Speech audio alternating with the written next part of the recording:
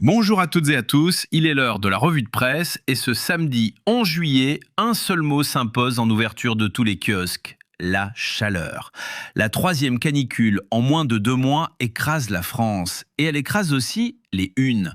Comment les Français s'adaptent aux chaleurs extrêmes, titre Le Figaro, photo de brumisateurs géants à l'appui. Canicule à répétition, l'hôpital sous tension, affiche Le Monde. Vacances et canicule, le grand stress, résume Le Parisien. Et Libération, dans un numéro spécial, entièrement réalisé par des photographes, met en une les travailleurs de première ligne, sans échappatoire. 4 journaux, 4 angles, un même thermomètre, 24 départements basculent ce samedi en vigilance rouge, de l'Île-de-France au centre Val-de-Loire, avec des pointes au-delà de 40 degrés et pas d'accalmie avant le 14 juillet au moins, prévient Météo France.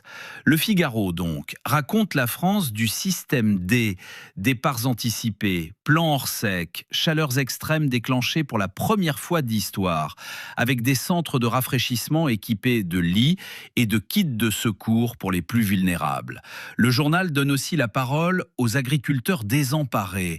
Hervé Lapie de la FNSEA a cette formule qui claque.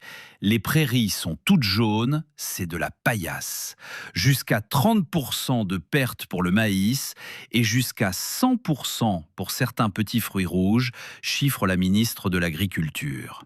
Le Monde, lui, se poste dans les couloirs des hôpitaux. SAMU débordé, opérations déprogrammées, congés des soignants. Le quotidien du soir note toutefois, et c'est assez rare pour être souligné, que le nombre de lits disponibles est meilleur qu'en 2022. Mais des médecins alertent sur des patients dont l'état s'est aggravé dans des établissements mal adaptés à la chaleur. Libération, depuis Arles, photographie ceux qui n'ont pas le choix.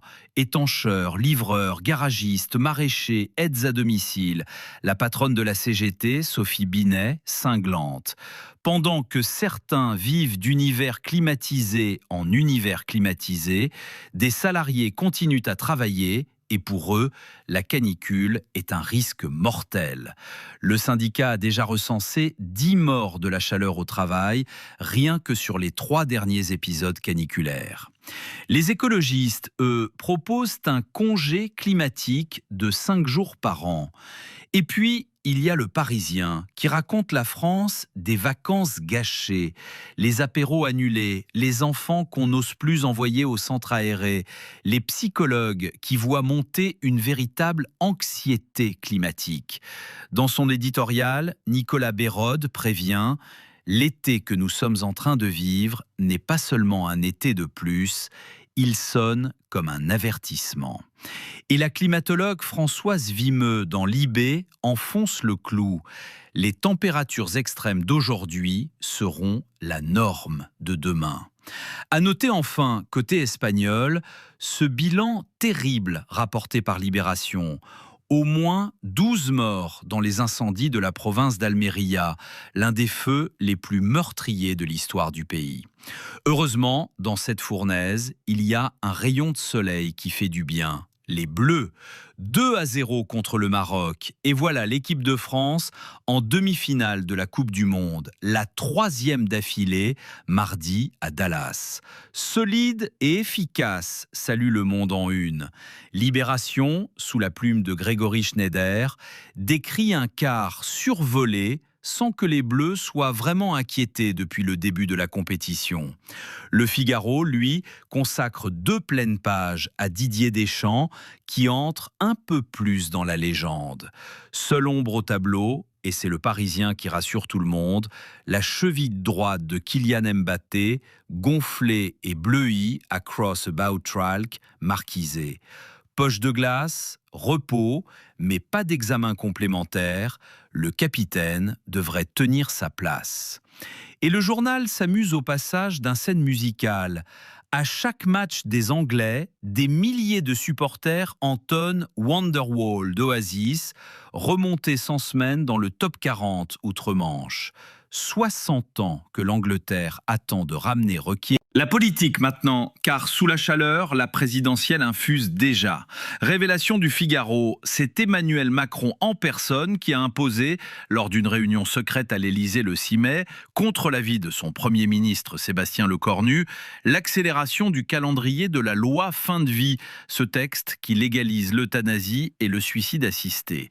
Le même Figaro dissèque sur 2 pages la campagne orchestre de Jean-Luc Mélenchon, bruit, fureur et culte du chef, écrit le journal, qui décrit une garde rapprochée, jeune et radicale, au service de la 4e candidature du leader insoumis.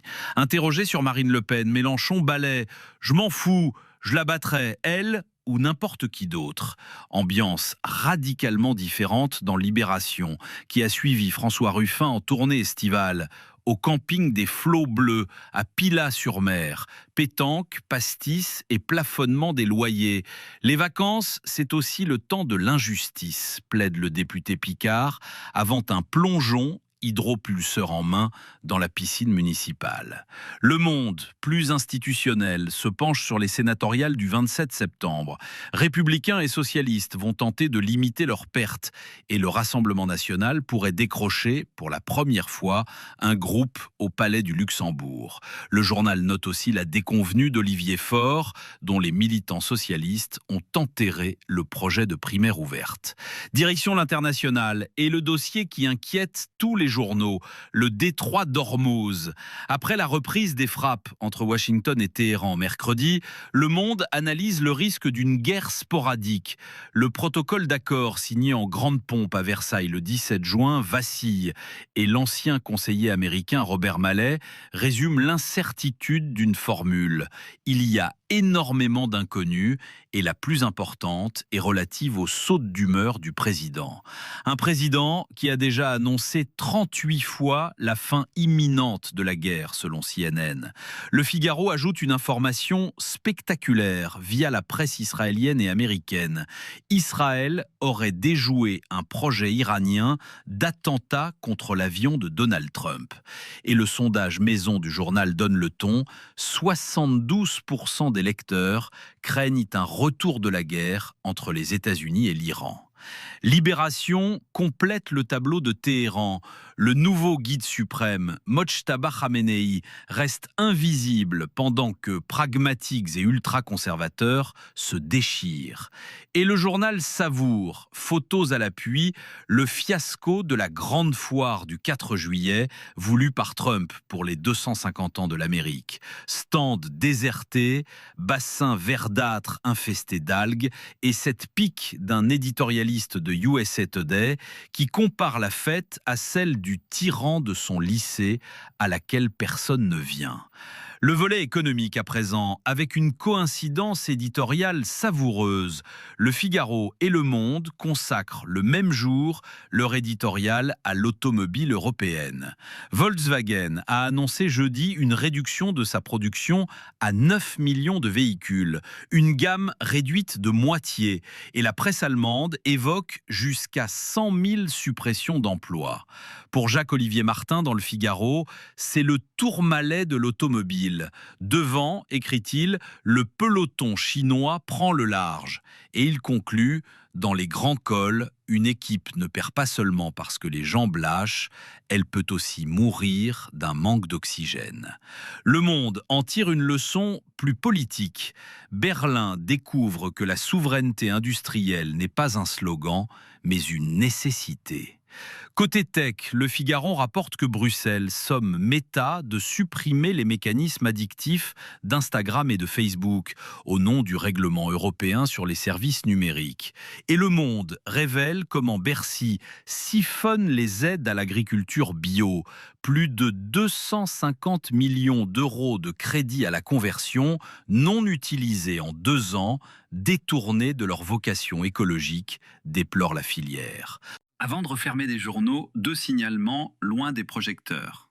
Dans Le Monde, un reportage saisissant en Syrie. Depuis la chute de Bachar al-Assad, l'armée israélienne multiplie les incursions dans le sud du pays et détient des dizaines de Syriens, sans procès. Et cette respiration, à Gaza, une 60aine d'étudiants ont participé à un concours de poésie organisé par l'Institut français.